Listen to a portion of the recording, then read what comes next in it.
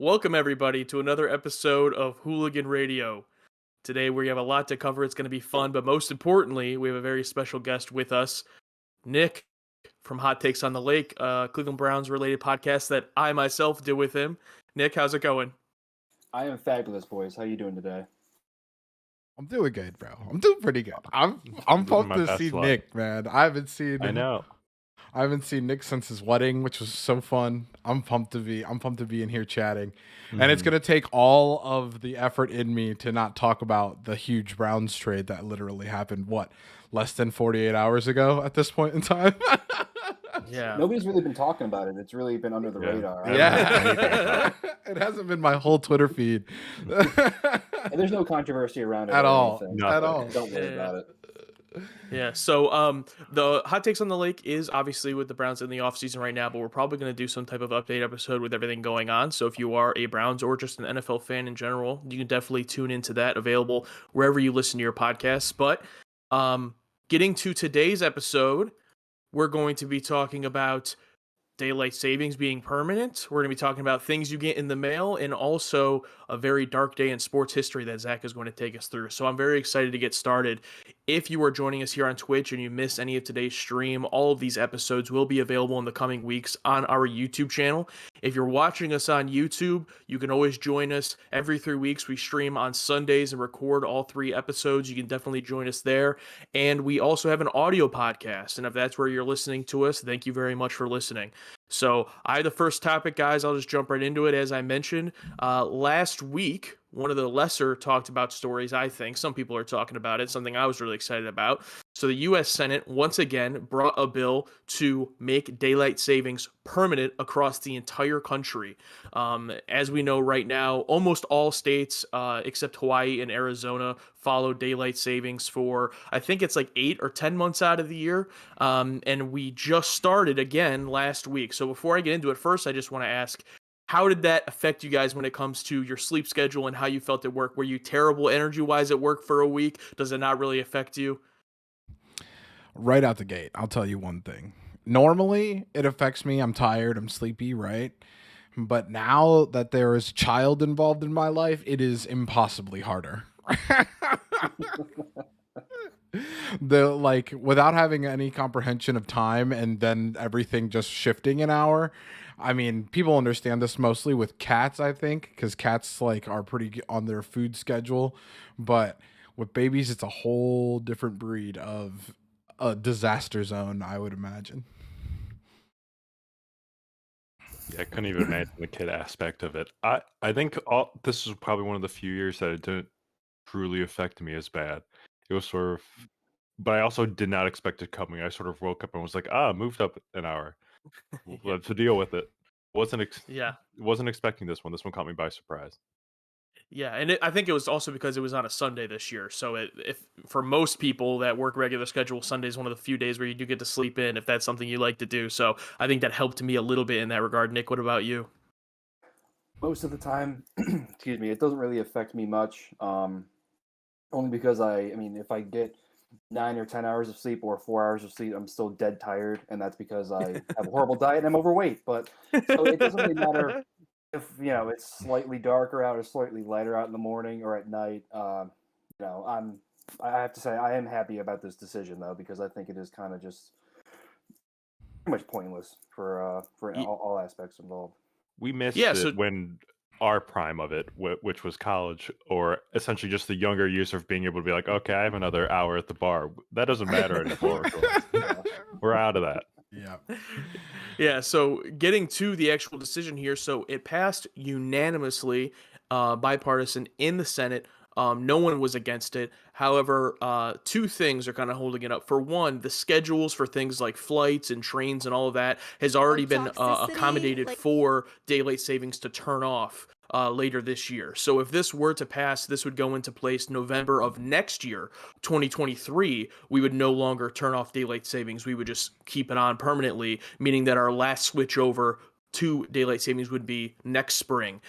With that being said, the House of Representatives, which is the other branch that has to pass this before it would go up to the president, is kind of like, well, with that being the case, this isn't really important. We got other things to worry about. So they're not really making it a priority. It's definitely not guaranteed that this is something that will be put into place. But I just thought with it coming up in conversation this week with the Senate passing it, it seems like one of those things online where a few people do have an argument for they don't like waking up at 7 a.m. to go to work and it's dark and they don't want that throughout the entire year. But me personally, I'd much rather drive to work in the dark than go home in the dark 4 months out of the year, especially in Ohio where it's already freezing cold for those 4 months. So I could definitely see different people in the country having different opinions. Isaiah, you're more down in the South. Would that affect you a lot? I mean, it affects me about the same as when I lived in Cleveland. I think that the biggest thing is I'm glad that they're making the right choice in keeping daylight savings permanently instead of like not doing daylight savings ever again, because then it would just be dark early all the time, which would be fucking terrible. Yeah. But yeah, I don't know. I hope it passes. This is something that I've been talking about forever. This and fucking some of the time zones just don't make any sense, but it's fine. We can't fix that now. I think it's too late. The timing of this proposal had to be spot on. Was it the Monday after daylight savings that the person proposed this bill and that Yeah. they're able to get it passed unanimously? Yeah, it was definitely the week of. I don't know if it was exactly Monday or what day it was, but yeah, right after it happened, I guess everyone came into work at What DC timing? feeling shitty, so they put this up. Yeah. So we definitely have my vote as well. Nick, Zach, what about you guys? You all for the permanent daylight savings? Yeah, like I said before, I mean, I never noticed it one way or the other. So I really don't have a preference which way they do it. I mean, I just want to go back to not having to switch back and forth. Just keep it the same the entire year, and I'll be fine with it. I agree. Let's just keep it the same. Let's go ahead and get this passed, and we'll just get a sort of universal timer, the closest thing we can get here. Absolutely. Well, that was my topic for this week, so I'll go ahead and throw it over to Isaiah, who's going to bring us our first top 3 of the stream.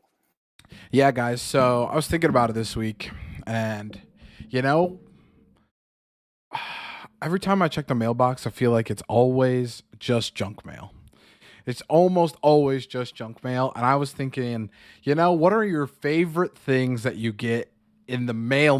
Not packages, because obviously you can get stuff from Amazon that's going to be like, yeah, dude, I'm so happy I got my commemorative 500th season of the Browns, Stein or something like that. But what's your favorite thing to see in the actual mail is what's going to be in our top 3. And I think, Josh, you get to go first. So I'm interested. I think this is going to be tough because I don't know how much mail you guys get other than, what you guys might consider junk. But so what's the overall order we're going to do here? Josh, you're leading it off. It's Josh, me, Nick, then you, Zach. So good luck there at the end, rounding it out. All right. Duck. Yeah, so I think this is going to be very interesting, but also it's a fun one to have 4 people because it is going to be tough to come up with 12 different things. So I think it'll be fun. Yeah. But for me, my favorite thing to get in the mail is when you get a check in the mail that you either forgot about or didn't expect. So, for example, I served jury duty last year for 1 day because luckily I wasn't chosen, but they didn't pay me while I was there. I didn't think about it. And then like 8 weeks later, I got a check in the mail for, I think it was like $50. And I was like, oh, cool. Yeah. So I was like, oh, that's pretty cool. So anytime you get that, or maybe it's like an insurance refund or a tax refund, anything when you randomly get that check in the mail, it's never like a big amount of money, but it's enough just to be like, oh, okay, that's neat. And that's probably my favorite thing to receive. I got 2 of those in the last week, bro. I got 2 unexpected checks. One from when I bought my car, and then one from my insurance company finally hitting my payback. Yeah, my deductible and stuff. So I was like, let's go. I think I'm next. My number 1 favorite thing to receive is a postcard from a friend. I'm a big fan of when anybody is like, oh, I sent you, or give me your address real quick. And then I give them my address and completely forget. And then, a couple weeks later, I get a postcard. That always makes my day brighter, I think. Absolutely. Nick, right, that would Nick, be what you about up you? next. Yes. Doesn't matter if I go 3-1 or 1-3. It doesn't matter. It doesn't Good matter. one. Yeah. Whatever go you want to number pick, because We- whatever you pick, you want to make sure other people won't take. So whatever's Fair. Yeah. Well, I think personally the number one thing I love to get is cards from relatives, like for your birthday and stuff, because you get that envelope and certain relatives, like if it's your mom or your aunt or something, they have that certain handwriting, it's from them. You see the forever stamp with like puppies or some type of shit on there like that. And then you open it up and you don't even read the card. You're still just like a little kid at heart. You just look for the money. For the money. Oh, exactly. Just fuck the card, throw it away.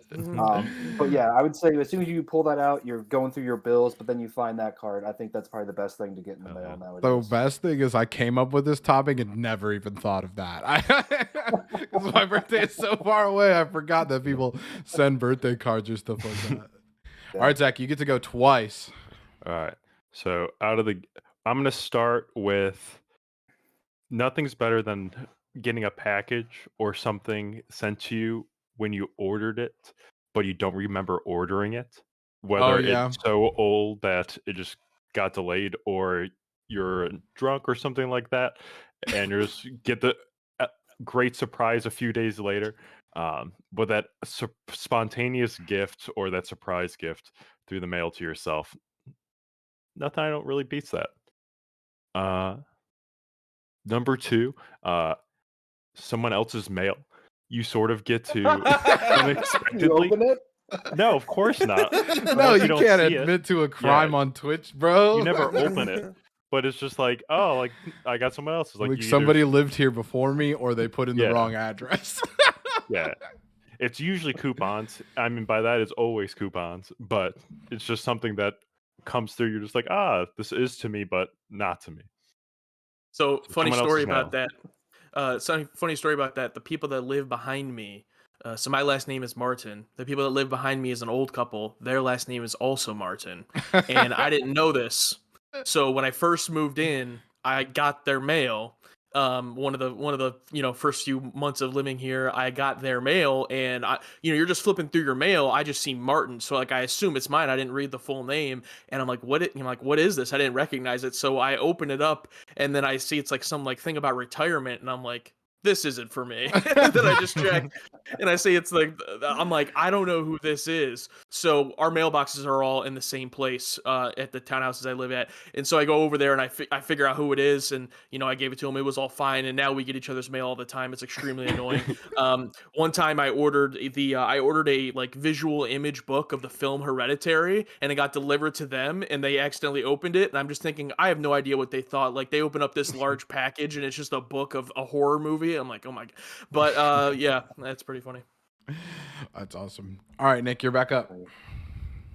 I will say receiving your car tags in the mail, just like instead of just skipping the entire process of going to the DMV and standing in that godforsaken line, just getting them in the mail is so much easier. That's honestly one of the best things you can just ever get it out of the mail and you're like, look at all the time I saved. You just put the sticker on and you're done. Yeah, absolutely.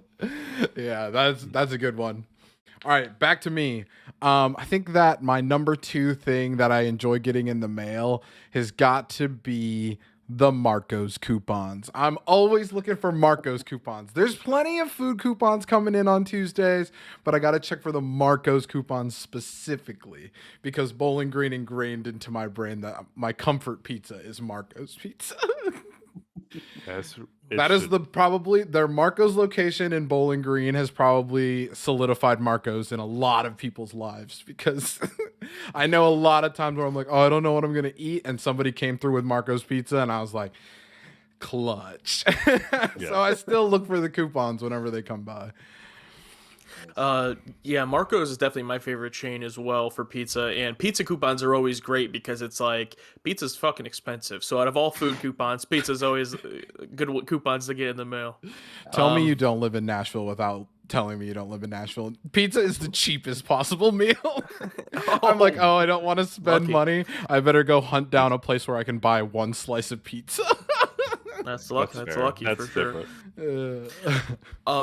For me, I'm going to go kind of off that same vein, but I'm going to go for coupons of any local diners or restaurants, because getting coupons for like Subway or something, I'm like, okay, whatever, you know. But getting a coupon for like a local place, I feel like is the only motivation I'll ever have to actually try it out, other than just driving by it every day and being like, oh, we should go there sometime. Like, I never will. But when I get an actual coupon in the mail for it, it's like, oh, okay, I gotta support this local business, and then I go there and use the coupon and never go back until they send me another coupon.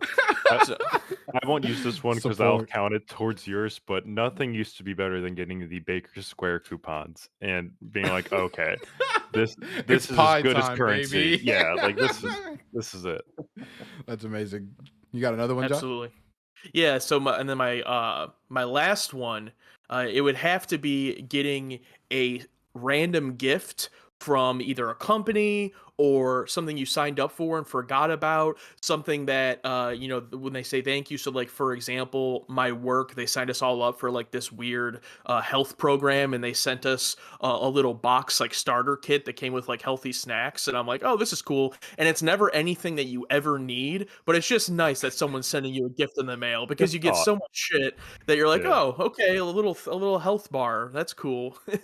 So I'll be able to go with that. Any type of corporate thank you or gift from a company is nice to get. Nice. Back to me with my final pick before we finish it out with the last two guys. I think I gotta go with my last favorite thing I like to snipe here is the infinite amount of fire starter that they're ready to put in my fucking mailbox every Tuesday. I'm like, oh, look there's a newspaper like ad for a furniture store that's trying to sell me a $2,000 couch. I'm just gonna use this as fire starter so that everybody can come over and sit on plastic chairs around my fire pit that I got from Walmart. I am constantly, it's never too far, right? Because I could just stick it, in like a drawer or something, and I'm like, oh, all right, we're gonna have a fire this weekend, and boom, I've got fire starter right there. It might produce a ton of ash, for those who are fire connoisseurs, but nothing beats free fire starter, man. Yeah. All right, Nick, what about you? My last one would have to be everybody's favorite, those notices that say your car's extended warranty is expired. Because the smile that comes on my face as I rip that up and throw it away and say, nope, you're not going to get me. You'll get somebody, but you're not going to get me, is just unparalleled. So those are, I love getting those just for the fact you get to rip them up.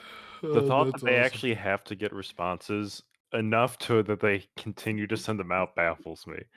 Just like, if we all stop, unless people actually bought into that. That's what I'm saying. Yeah, there's someone out there that gets those and is like, "Thank you for the reminder." You're right. If they land one out of every 100 sent, they've made enough profit to send another 1,000. Yeah, absolutely. That's enough incentive. Yeah. But yeah, I completely agree. It's so funny when you pull one out and you're like, scam. Yeah. All right, Zach, the last one, the hardest one when there's 12, especially with a topic like this. So I had two going here. So I'll leave one for an honorable mention, but nothing beats getting food delivered, whether it's like groceries from like your local place, or getting like a box of cookies or something like that during the holiday season. It's something unexpected that you're not looking for the mail. Sort of going off the like the health food bar that Josh got from his company. It's not something you expect in the mail, and you get to eat it. Nothing beats that. So getting food delivered through the mail. Yeah, I completely agree. To go off of that and get into my one honorable mention that I have, our mailman loves Nova. So every single day there is mail, and it is one milk bone for Nova. No matter if there's mail that needs to go in my mailbox or not, consistently at 5 o'clock, if I open up the mailbox, there is a milk bone in there for her, unless she was outside to get it from him directly. See, those postal people just make the job so much better. Yeah, like every day I'm like, Nova got mail and I didn't get mail, dude. I need more fans, dude. We need to set up a PO box so we can get fan mail for this podcast. That's essentially getting a donation. Your dogs can get a daily donation from your postal. Right, dude. Man. Are there any other honorable mentions? One that I left for the honorable mentions, because unfortunately I don't get it anymore, is Game Informer magazine. Oh shit! Back Wow, damn. back like 10 years ago, I went and bought a game at GameStop once, and they're like signed me up for the free tier of the GameStop Pro, whatever what it was called, for the free tier, and the free tier came with either a digital or a in-mail Game Informer, and I was like, I'll take the mail one, whatever. And I moved several times since then. Like, good job out of them. I got that Game Informer never read it, but I got it every month for I think like 5 years, and then one day I got an email that was like, we are discontinuing the the magazine format. We will send it to you digitally. So that was kind of disappointing, but for those 5 years, they tracked me down and they sent it to me every month. It was pretty cool. They do. Dude. Those were great. That's true. GameStop and the IRS will always know where you live. God, you're right. You can't hide from them. Yeah. What was your honorable mention, Zach? No, man, nothing beats getting the monthly casino ads and coupons. Yes, that's a good to one. get you to go, where it's just like, oh, if you come this weekend, you're gonna get $20 free spins, or especially if it's around your birthday, you get all free spins if you come in during the weekend. You're just like, man, I wasn't thinking about a casino trip, but now I am. I'll be losing money if I didn't go use these at least. The best one for me I got was me and my wife got one for the casino in the Hollywood Casino in Toledo, and it was like a booklet with a coupon that you could redeem each week, and it was like, so 5 chances to win, and it was like you can win up to $500 of free play. It's between $5 and $500, just $5 every single time. Like, they're not going to give you any more. Yeah. but you can't redeem it unless you go to the casino. Yeah, so you have to go there, rip it open in front of them, and you're like, $5. Right. Yeah. I think illegally one time I received one of the best mail things I ever got, and I don't remember where I lived, but in my mailbox one time I got a sticky note that told me where the closest place to buy Girl Scout cookies was, and I was like, I think this is illegal because you have to. It's like a property of the post office. It has to be sent through the post, but they were like Girl Scout cookies at your local Kroger, and I was like, I'm just a no card. Yeah. Illegal mail is the best kind of mail. Absolutely. All right, that's all I've got though, Josh. Unless anybody's got any other honorable mentions. All right. Well, that was a good one, Isaiah. Me. Thank you. Main topic today is going to be Zach for this episode. Zach's going to be talking about a dark day in sports history. So Zach, go ahead and take it away. We are. Today, I was originally in the honor of having both Josh and Nick here today from Hot Takes on the Lake, going to try to keep it sports related, but not too sportsy to where we can keep everyone entertained and do a dark day. But honestly, as the more and more I read into this dark day is really a fun day. Well, you'll see. It's a fun day in Cleveland history that ended poorly, but the intentions were good. But yes, this will be the story of the 10-cent beer night at the Cleveland Indians Stadium. So just a brief little description, or not description, but thought process behind the promotion. This promotion was originally created to attract fans to Cleveland Stadium, Indian Stadium, of course.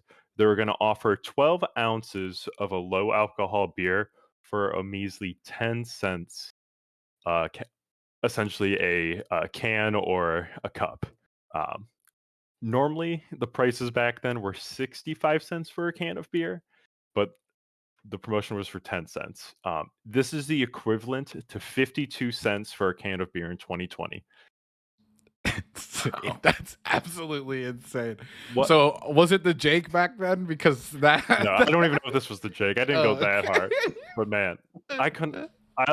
Once I did that little conversion, I was like, that's cheaper than the $1 hot dogs. And those tickets get sold out before you even knew it. Yeah. This crowd wasn't even sold out for 10 cents beer. And I couldn't believe it. This was like half capacity that people showed up. Listen, I've been to some of the clubs downtown in Cleveland, but if I would have pre-gamed at 10-cent beer night and then went down to West 6 or something like that, yeah. I can see what the rest of the doc has for us. It would have been the same instance. Yeah, what pregame did you need to do? Everything you could have done there. And And so they did 2 beers, which is essentially 3.2% beers, which is low alcohol. So there was a limit of 6 beers you could buy per purchase, with no limit on the number of purchases you can make at the game. So as long as you weren't carrying 6 cans with you or 6 cups when you purchased your beers, you were allowed to get up to 6 more. I can't. I'm just picturing it. Like, just 6 beers in my hands on my way back to my seat. Like, yeah, I'm gonna be back. Like, I just can't even fathom this in modern day. Like, even like a $5 beer night, I couldn't even fathom with a 2 limit per person. Right. But man, so crazy. I went to a game with my dad and my brother a few years ago. I got beers for us. I just got 1 beer for each of us. So I'm like, can I have 3 beers? And they're like, we really can't give you 3 beers. You can get 2. I'm like, I'm literally just taking them right back to my seat. And they're like, yeah. All right, don't tell anybody. Just walk fast. And that was just for 3 beers. For cans this size, where I just had to like go like this to walk them back. So I can't imagine walking back with 6 at one time. Yeah, and I couldn't find the actual details of if it was like a can or a cup, because unfortunately another dark day in Cleveland sports history, Bottlegate, that sort of got rid of bottles as well as full cans that weren't open in essentially sports stadiums. So I imagine these might be like full glass 12 ounces for some of these at least. I imagine there was a healthy mix. So before we get too into the dark part, what sporting event would you absolutely never attend if there was 10 beers? I'm thinking hockey. I don't think that was the first one that came to mind. Is if everybody at a hockey game was at 10-cent beers, it would be worse than what happened here. It would be safer being out on the ice than probably rather being out in the stadium. Yeah, absolutely. Exactly. I was thinking at first I was thinking soccer, but oh god, that's hockey. a good one too. I would go with a little league where the audience is all the parents. Oh my god! Oh, man, yes, man, you can run that now, Josh. Marsh is fighting the other dad at every sporting event. Yeah, exactly. Do that the entire game. Josh is totally going to be that dad. Isaiah, what, the drunk muted. One fighting people? Isaiah, I think you're muted. We can't hear you. No, I think you're going to be the dad selling 10-cent beers at your little league game to see where it goes. Oh my god, that's amazing. Until I get kicked out. Sir, absolutely. You didn't even have a kid. Yeah, where's your kid? Just getting away really fast. So yeah, we can go. Let's go ahead and dive into this here. So a little bit of the background, or to give us a little bit of the scene of Cleveland around this time in 1971.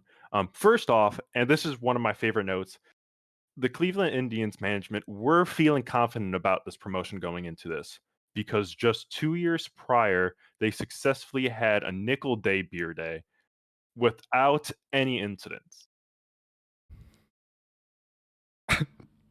Okay, just keep going. I can't. What? I didn't even. So last one was 52.20 a nick a quarter for a beer at Cleveland Stadium, Indian Stadium. I feel like it doesn't even need to be beer. If any place I went for entertainment had nickel drinks, like Diet Cokes even, I would end up sick. I'd be like, I gotta get my money. Yeah, I'm losing money. Yeah.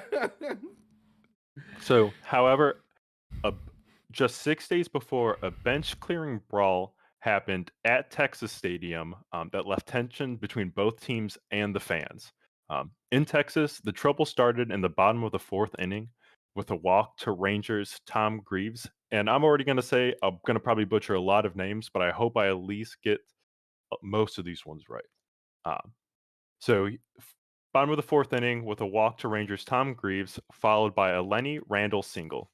The next batter hit a double play ball to Indians' third baseman, John Lowenstein. He stepped on the third base bag to retire Greaves and throw the ball to second base, but Randall disrupted the play with a hard slide to the second baseman, Jack Brohammer, breaking up the play. The Indians would later retaliate in the bottom of the 8th with pitcher Milk Wilcox when he threw a ball behind Randall's legs. Randall eventually laid down a bunt when Wilcox attempted to field it and tag Randall, which he did successfully do, Randall hit him with a forearm to the face. Nice. Indians first baseman John Elias responded then by punching Randall in the face, and both benches erupted in a brawl. Bro, does this still happen in baseball? I feel like baseball is the cleanest sport out of all the ones that I've watched. There's less fights than in most of the sports I watch. I don't know. Back like 1970, baseball was just a whole different breed. Yeah. Oh, yeah. And I feel like you can say that for most sports, to be honest. They're just doing dip all day. Yeah. I was gonna say it's come a long way since then, for sure. Yeah. You have pitchers that are just like on drugs, like actively like doing cocaine and crack, like in between things. Like it's a lot different than what it is now. America's pastime, baby. Yeah. Absolutely. So after the brawl was broken up, and as the Indians players and coaches were returning to the dugout, they were struck by food and beer, which were hurled by Rangers fans. The Indians catcher at the time, Dave Ducan, even had to be restrained from going into the stands to fight with fans at the stadium. The game was not suspended or forfeited. It was continued. No players from either team were rejected, and the Rangers eventually ended up winning 3-0. After the game, a Cleveland reporter asked Rangers manager Billy Martin, "Are you going to take your armor to Cleveland?" To which Martin replied, "Nah, they won't have enough fans to worry about." Damn, bro. Well, what's so good about dumb old Texas? So just throwing the gas into the fire. Yo, that is savage, bro. I couldn't also fathom all this happening and then the umpires in a modern game just being like, all right, let's keep going. Yeah. Yeah, exactly. I feel like even outside of the game, once this happened, do you think in Cleveland they'd be like, "Hey, maybe we like don't sell the beer for 10 cents for this upcoming game"? Yeah, like maybe poor timing on the promotion for this. Yeah. So during the entire week leading up to the team's next meeting in Cleveland, sports radio talk show host Pete Franklin and Indians radio announcer Joe Tate made comments that fueled the fans' animosity towards the Rangers. In addition, the Plain Dealer printed a cartoon the day of the game showing Chief Wahoo holding a pair of boxing gloves with the caption, "Be ready for anything." This is baseball Armageddon, bro. This is just the perfect setup for everything that's about to unfold. Yeah, this is the most interesting baseball game I've ever been aware of. Oh, absolutely. This makes me want to go back to watch them. So now we're here, the day of the game, June 4th, 1974. So again, just 6 days ago, the two teams cleared benches in Texas. And to top things off, the 2-cent beer promotion is a huge success, drawing in 25,134 fans to the Cleveland Stadium for Tuesday's night game, which was double what they expected. Again, didn't fill in the entire stadium, but it was just significantly more than they expected coming into this, partly due to the fuel that was put into this series and upcoming game. So quickly into the game, of course, the Rangers take a 5-1 lead. Meanwhile, the crowds of fans just continue to get more inebriated and unruly in the stands. Early in the game, Cleveland's Leron Lee hit a line drive into the stomach of Rangers pitcher Ferguson Jenkins, after which Jenkins dropped to the ground and fans in the upper deck of the stadium started to cheer, "Hit him again! Hit him again! Harder! Harder!" No fucking way, dude. It's like fucking gladiator times. Absolutely. This is just becoming Rome.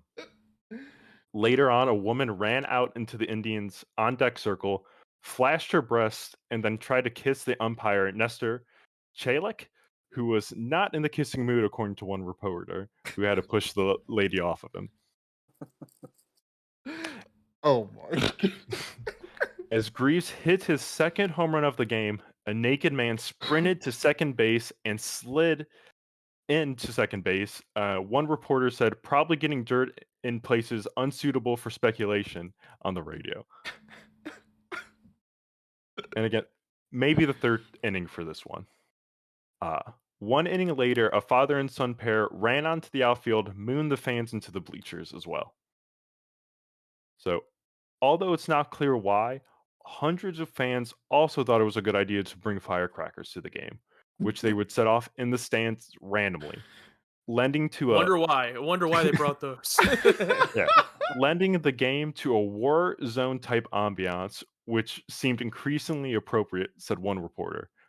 As the game progressed, more fans ran onto the field and caused even more problems. Rangers first baseman Mike Hargrove was pelted with hot dogs and spit, and at one point was nearly struck by a half-empty gallon of Thunderbird. What the fuck? That's insane. Which also, who's bringing alcohol into the 10-cent beer night that you thought you needed more for? Yeah. This 10-cent beer it's wasn't good still enough for you. I need to bring in Thunderbird. Yeah, I just couldn't fathom that. So the Rangers later argued a call in which Lee was called safe in a close play at third, spiking Jenkins with his cleats in the process and forcing him to leave the game. The Rangers' angry response to this call enraged Cleveland fans, who again began throwing objects onto the field. Some tossed lit firecrackers into the Rangers' bullpen, an atmosphere made hazy by the clouds of exploded gunpowder and marijuana smoke that was also emanating from above the bullpen, contributing to the unsettling mood in the stadium. Oh no. By the seventh inning, families and those friends who remained sober mostly left the ballpark at that time. Who was left there is just unruly fans at this point in time. While the remaining crowd continued to grow drunker, a sports writer, Paul Jackson, described in a 2008 article on the event. Early on, the demand for beer surpassed the Indians' capacity to ferry into the concession stands. Perhaps the same person who suggested the promotion in the first place decided to allow fans to line up behind the outfield fences and have their cups filled directly from the Strauss Company's truck. The promotion achieved critical mass at this moment as hooting queues of people refilled via industrial spigots. So just What the fuck? industrial spigots of beer coming at you, filling your cups in the backfield. I just picture like a post-apocalyptic like water truck scene where people are like climbing over each other to try to get water from the sand. There's people drowning on beer at the bottom. Yeah. And so, in the bottom of the ninth, we're almost over. The game's almost there. In the bottom of the ninth, the Indians managed to rally, tying the game 5-5, and had Rusty Torres on second base representing the potential winning run. However, with a crowd that had been drinking heavily for 9 straight innings, the situation finally came to a head. And what do you think happened? Like you were saying before, I cannot imagine any modern day official being like, yeah, this game is going to continue on. Absolutely. We would have got to inning 4 and it would have been like, okay, we got him. Yeah. I imagine the outfield is just soaked in beer, like, because that's that's everywhere. Right. For 10 cents, dude, I'm throwing full beers onto the field. Yeah, everything is soaked. There's probably batteries flying everywhere. So, unfortunately, what happened next was a riot. So, after the Indians had managed to tie the game, a 19-year-old fan named Terry Urick ran onto the field and attempted to steal the Texas outfielder Jeff Burrows' cap. Confronting the fan, Burrows accidentally tripped. Thinking that Burrows had been attacked, the Texas manager, Billy Martin, charged onto the field with his players right behind him, some wielding bats. At that moment, many intoxicated fans armed with knives, chains, and clubs fashioned from portions of stadium seats that they had torn apart from the stadium at that moment surged onto the field while others hurled bottles from the stands. 200 fans shortly surrounded 25 Ranger players, including their management team. Realizing that the Rangers' lives might be in danger, Cleveland's managers ordered his players to grab bats and help the Rangers, attacking the team's own fan base in the process. Rioters began throwing steel folding chairs, and Cleveland's relief pitcher, Tom Hildendorf, was hit in the head by one of them. Oh. Hargrove, after subduing one rioter in a fistfight, had to fight another on his way back to the Texas dugout. The two teams retreated off the field to the dugout in groups with players protecting each other with baseball bats. The teams fled into their own clubhouses and closed and locked the doors.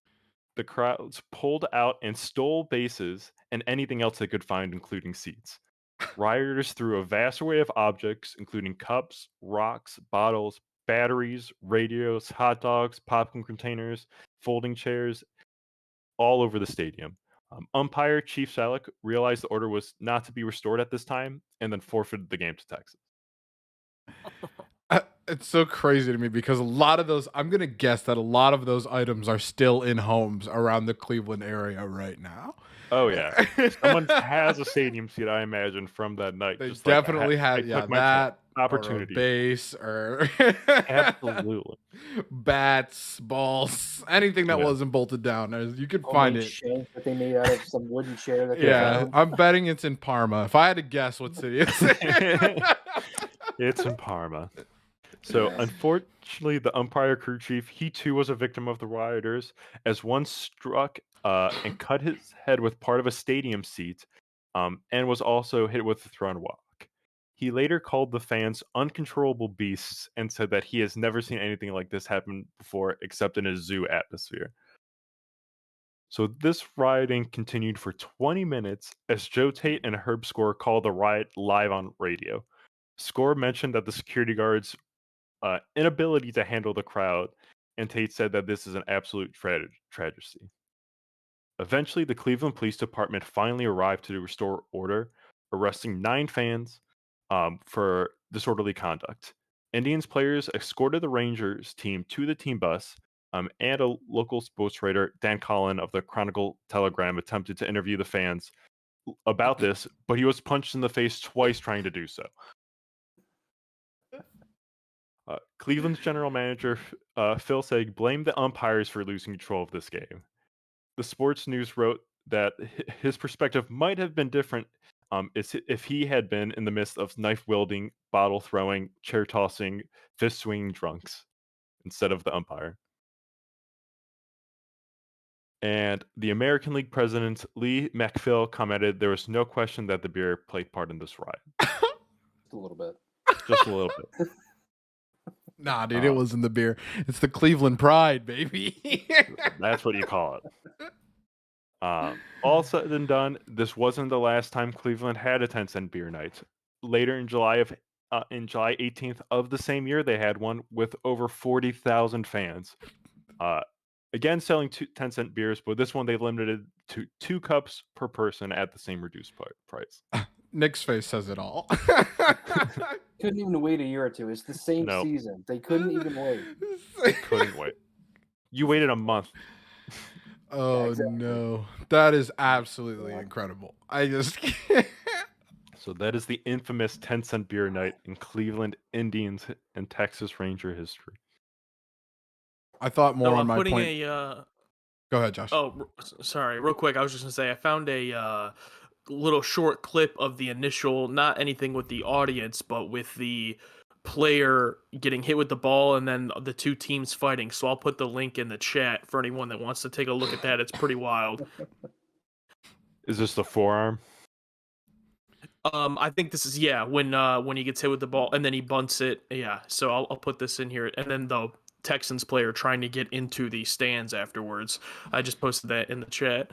But that's all I can find of it. I tried looking up like footage of the later events, but all there is pictures. It looks like, unfortunately, I don't know if they just burned all that footage or what what they did. They said this can't go on YouTube. We'll be ruined. We can't show this. Yeah. Yeah.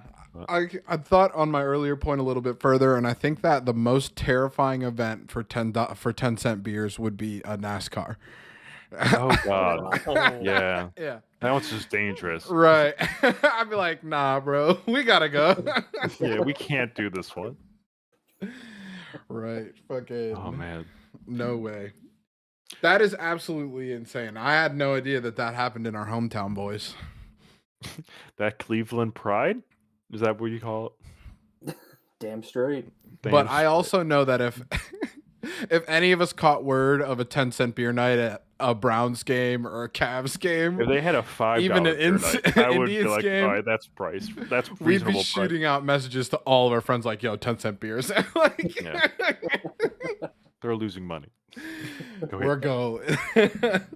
Oh, God. It's Yeah, like all. crazy. That's basically an all-you-can beer buffet, bro. Like, Absolutely. Yeah, that was always something that you'd heard about, and then just to actually sit down and hear the details, just how crazy it was, just fucking unbelievable. Yeah. God. Yeah. I don't know how you guys feel about it. I'm kind of torn when it comes to like alcoholic games and everything. I think obviously it's like that people like to go and drink and have fun.